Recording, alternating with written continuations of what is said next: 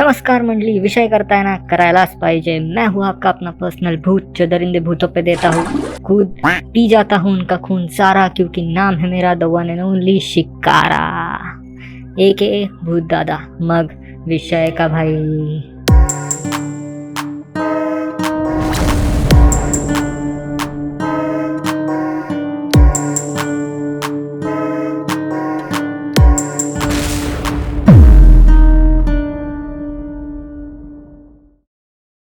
मित्रांनो, आज मेरा मूड आजच्या गावात एकदम सुनहरी गिलेरी की टट्टी की तरह फ्रेश है, क्योंकि आज बहुत दिनों बाद मैं सुबह सुबह मजबूत हगाऊ। माँ कसम, आतड़ियों में चुटकी भर भी गू नहीं बचा। क्या हुआ, कॉन्स्टिपेशन पे हक बस तुम लोग का है क्या? हम भी कभी कभी बाहर के तले हुए कुत्ते बिल्ली खा जाते हैं यार। ये तो वही बात हुई, ट्वाटी पॉटी पॉटी साटी पॉटी गू कुछ भी।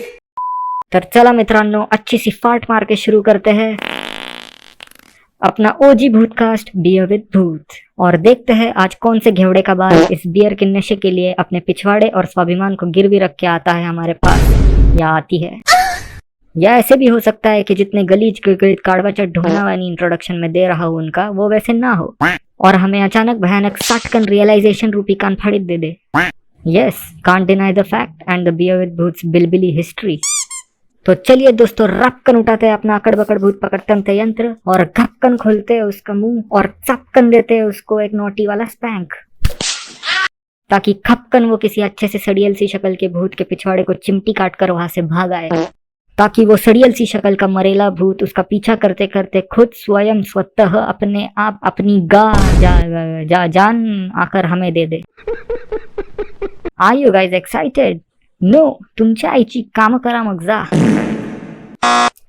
तो दोस्तों, जिस चीज का हमें अपने गॉल ब्लैडर के अंदरूनी कोने से इंतजार था, वो चीज अपना चिमटी काटा हुआ पिछवाड़ा रगड़ते रगड़ते सीधा डायरेक्ट आ चुकी है इस टीवी के अंदर, जिनका शुभ नाम है दिमाग का बहुत सारा इस्तेमाल करने वाले डिबुक। नमस्कार डिबुक जी, नमस्कार, बैठिए। ठहरे तो मातर। छोड़ दीजिए डिबुक जी उसको।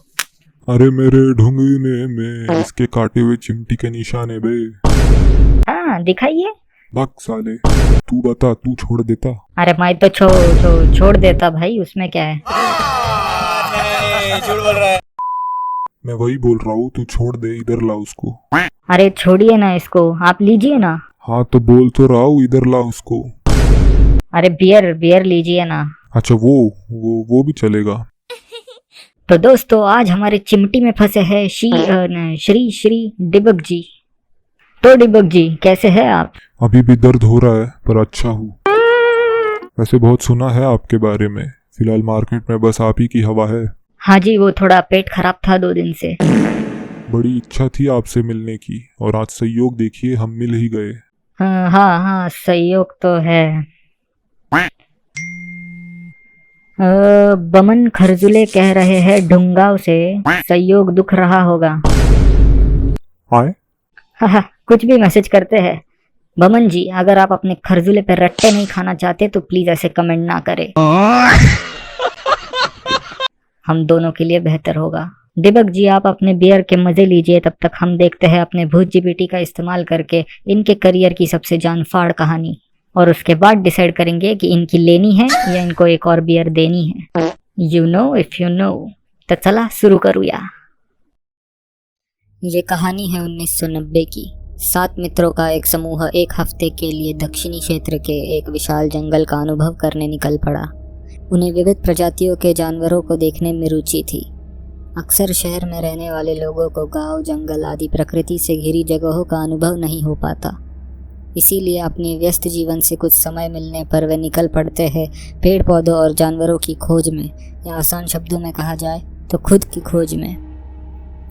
और ऐसे सफ़र में अगर अपने पसंदीदा लोग साथ हो तो जीवन भर के लिए यादगार बन जाता है ये सफ़र। मजाक मस्ती और एक दूसरे की टांग खींचते हुए सब पहुंच गए उस जंगल में अपनी 2 मजबूत गाड़ियों में। उन सब में से 2 मित्र राहुल और आर्यन को ऐसे जंगलों में रहने और गुजारा करने का प्रशिक्षण था।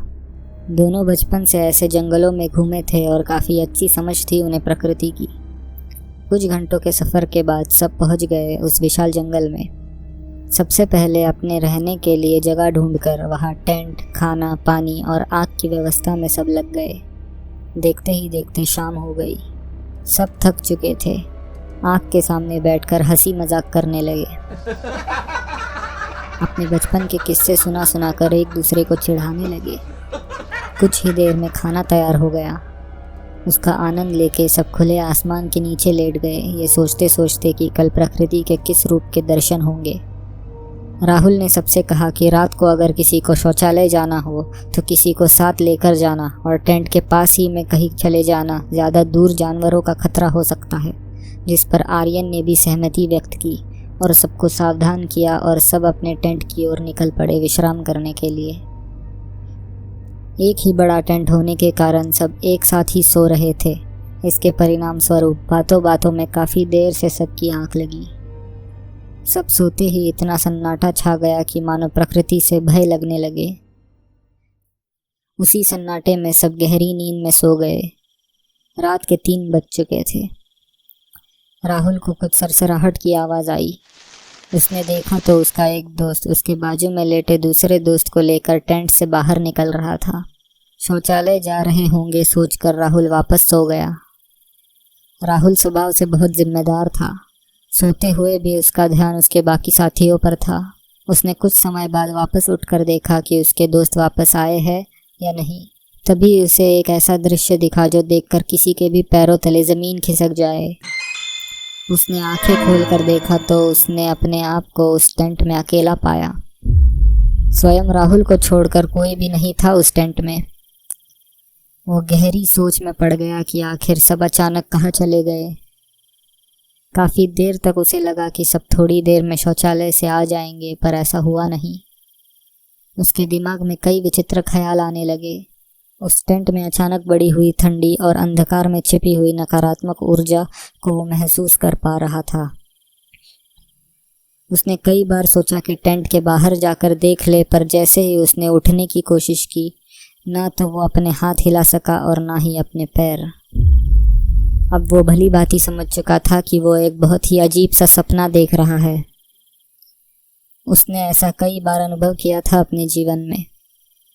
उसने अपने दिल को समझाया कि जो वो देख रहा है ऐसा कुछ नहीं है और थोड़ी देर में सुबह होते ही सब ठीक हो जाएगा, और अपने शरीर को हल्का छोड़ के वापस लेट गया। कुछ समय बाद उसकी आँख खुली। इस बार वो सीधा उठ के बैठ गया। अपने सारे दोस्तों को उसी टेंट में लेटा हुआ देख खुश हुआ और स्वयं पर हंसने लगा। उसने सोचा कल सुबह सबको ये अजीब अनुभव सुनाएगा। उसने अपने बाजू में सोते हुए आर्यन को उठाया और बोला, मैं शौचालय होके आता हूँ। जिस पर आर्यन बोला, रुक, मैं भी साथ चलता हूँ। दोनों टेंट से बाहर निकले और टेंट के करीब ही कोई जगह ढूंढने लगे। जंगल में गहरा अंधेरा छाया हुआ था और ठंडी भी पड़ी हुई थी। राहुल ने आर्यन को पूछा कि कोई और भी जाकर आ चुका है क्या, जिस पर आर्यन बोला, हाँ, सब एक एक बार जाके आ चुके हैं। राहुल बोला, तू भी गया था क्या, जिस पर आर्यन बोला, हाँ, मैं भी गया था, कुछ ज़्यादा ही पी लिया था आज। राहुल बोला, तो फिर आप ही मार्ग दिखाओ मित्र, और हंस पड़ा। आर्यन राहुल को एक अंधेरे कोने में ले जा रहा था। राहुल बोला, एक अजीब सा किस्सा सुनेगा? आर्यन बोला, सुनाओ भाई, अभी वैसे भी मंजिल आनी बाकी है। राहुल ने पूरी बात आर्यन को बताई। आर्यन भी शांति से उसकी बात सुने जा रहा था। आर्यन बोला, सच बता, तू भी थोड़ी देर के लिए डर गया था ना?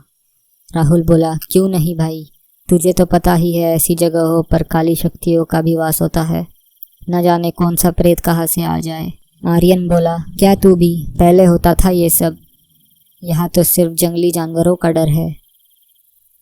चलो कर लो जल्दी अपना काम, फिर निकलते हैं वापस। अचानक आसपास का परिसर शांत हो गया। एक पत्ते तक की आवाज़ नहीं आ रही थी। संपूर्ण अंधकार में राहुल को अचानक एक अजीब सी आकृति दिखने लगी जो उसी को देख रही थी। ठीक से तो कुछ पता नहीं चल रहा था कि वो क्या था, पर कुछ अजीब सा ही था। वो आकृति क्या थी वो तो पता नहीं, पर वो बस अपने होने का एहसास दिला रही थी। देखते ही देखते वैसे 6 आकृतियाँ दिखने लगी। राहुल उनको अनदेखा करके आर्यन को ढूंढने लगा। कुछ मिनटों में दोनों वापस टेंट की ओर निकले। राहुल ने आर्यन को उन आकृतियों के बारे में बताया, जिस पर आर्यन बोला, तू अजीब है भाई, जो नहीं है वो दिखता है और जो है वो दिखता नहीं, और हंस पड़ा। दोनों टेंट के पास पहुँचे। राहुल टेंट के अंदर जाते हुए बोला, चलो छोड़ो, कल सुबह जल्दी उठना है, सो जाते हैं। और जैसे ही उसने टेंट के अंदर देखा तो उसे कुछ ऐसा दिखा जिससे उसकी रूह कांप गई। टेंट में बाकी दोस्तों के साथ अपने आप को सोता देख उसके होश उड़ गए। राहुल पीछे मुड़कर आर्यन को बोला, ये क्या हो रहा है? ये भी सपना तो नहीं? आर्यन हंसकर बोला, तू अजीब है यार, जो नहीं है वो दिखता है और जो है वो दिखता नहीं। अभी जंगल में तो दिखे थे सारे, तुझे ही तो देख रहे थे। राहुल बौखला गया। आर्यन बोला, क्या हुआ, कुछ समझ नहीं आ रहा? ना वो सपना था ना ये सपना है। अपने शरीर को हाथ लगाकर बोला, ये और तुम सबके शरीर अब मेरे हैं। राहुल टेंट के अंदर भाग के पड़े हुए शरीरों को उठाने लगा। तब उन सारे शरीरों को खून में लिपटा हुआ देख उसे गहरा सदमा लगा। वो जान चुका था कि उन सब की मौत बहुत पहले ही हो चुकी थी। तभी आर्यन आकर बोला, शुक्रिया तुम सारे दोस्तों का मेरी फौज को शरीर देने के लिए। ये सुनते ही सारे पड़े हुए शव उठ खड़े हुए और वही 6 आकृतियाँ आकर राहुल को अपने साथ ले गई। वो आकृतियाँ और कोई नहीं, उसी के दोस्तों की आत्माएं थी, जो उसे मिलते ही बोली कि कोई बात नहीं, हम सबके साथ ये सब हो चुका है, तुम ही आखिरी थे। डिबुक की फौज है ये, जिसकी आहुति हम बन गए। माना जाता है आज तक उन सभी की आत्माएं वहाँ भटकती है और जो भी उस जंगल में जाता है जिंदा नहीं लौटता।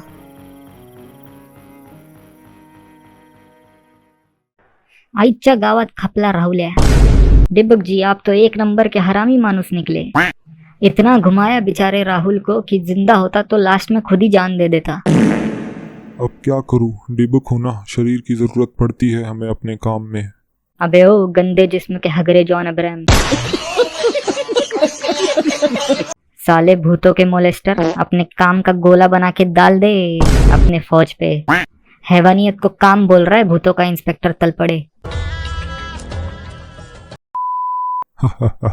देखिए भूत दादा, मुझे लगता है आप हमें पहचानते नहीं है। जिस दिन पहचान जाएंगे माफी मांगेंगे। माफी नहीं, भीख मांगेंगे आप जिस दिन हम आपके पिछवाड़े से चीख निकालेंगे। हिंदी वाला चीख, ओके, चीख चीख, मराठी वाला नहीं। लेकिन एक second, you know if you know. हद पार कर रहे आप भूत दादा। ये पार करूं?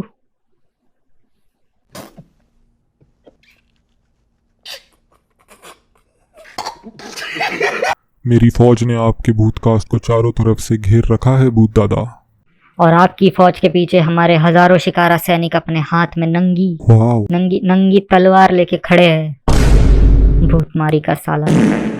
देखिए, मैं कॉम्प्रोमाइज करने के लिए तैयार हूँ अगर आप भी हो। अबे तू तो होगा ही बे, कुछ और ना कॉम्प्रोमाइज हो जाए तेरा। चल छोड़, अभी आ ही गया है तो अपने बारे में कुछ बता हमारे दर्शकों को। मैं डिबुक प्रजाति का भूत हूँ। डिबुक प्रजाति के भूत का विषय एकदम सिंपल रहता है, किसी के शरीर में घुसो और आतंक फैलाओ। दरिंदगी के बादशाह होते हैं हम। मेंटली और फिजिकली जान मार देते हैं हम इंसानों की। हम जब खुद इंसान थे तभी भी बाकी इंसानों के साथ गलत करते थे, तभी भी बादशाह थे, अभी भी बादशाह है। भेड़ी ब्राउन रंग भी हमने ही लिखा है। मुंडे आने तेरे ब्राउन रंग ने टरकन फाटले सगळे गाऊन माझे। अबे ओ मसाई मारा के बादशाह, ऐसा धनुष खींच के बाण मारूंगा ना जान फट जाएगी। फिर निकलेगा ब्राउन रंग। आप कुछ भी बोले पर लिखा तो मैंने ही था। अबे ठीक है ना बे, जैसे कि हमको फर्क पड़ रहा है। तू पहले ये बता, ये सब बंद कब करेगा? क्या? यही भाई, किसी की भी अचानक जान फाड़ने का धंधा। धंधे का एक ही उसूल है, कोई धंधा छोटा नहीं होता और धंधे से बड़ा कोई धर्म नहीं होता। ओ धंधे वाले, तेरे को तेरे उसूलों को ड्रम में डाल के तेरे छोटे 2 धंधे ऐसे बड़े बना दूंगा ना, माँ कसम बंदा नहीं लगेगा। देखिए, कुछ नहीं कर सकता मैं। हमारी फौज बढ़ रही है, इसलिए हमें जिस्मों की आवश्यकता लगी रहती है।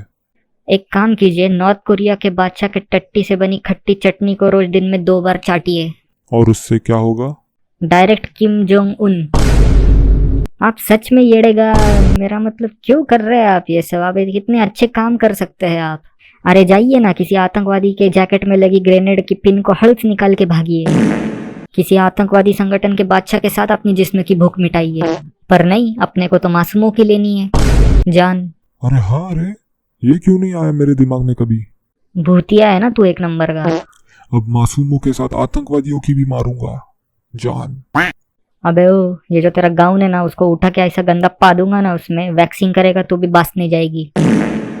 और सुन बेटा, टाइम दे रहा हूँ, सुधर जा, नहीं तो ये इसका भूत कार्ड लेके रखो रे। सुधर जा वरना मेरे लोग आएंगे और मार मार के तेरा किम जोंग उन बना देंगे।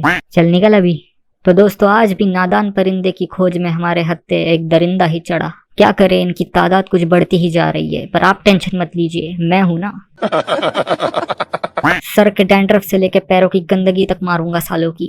इसी मौके पे कुछ अर्ज करता हूँ। खामोश रहकर चीजें हल नहीं होती, शांति जरूरी हर पल नहीं होती। खामोश रहकर चीजें हल नहीं होती, शांति जरूरी हर पल नहीं होती। करना पड़ता है संघर्ष वक्त आने पर, जाओ मार के कर दो सालों की इतनी मोटी। मैं आपका भूत दादा खींच के लाऊंगा ऐसे किसी नए भूत को, उसकी कहानी समेत। तब तक के लिए अच्छा लगे तो लाइक शेयर सब्सक्राइब करना, और नहीं लगे, कंटेंट की कमी थोड़ी है इस देश में। टिल देन, तुमच्या आईला तुमचा नमस्कार माझा। जय हिंद, जय महाराष्ट्र, पीस आउट विचेस।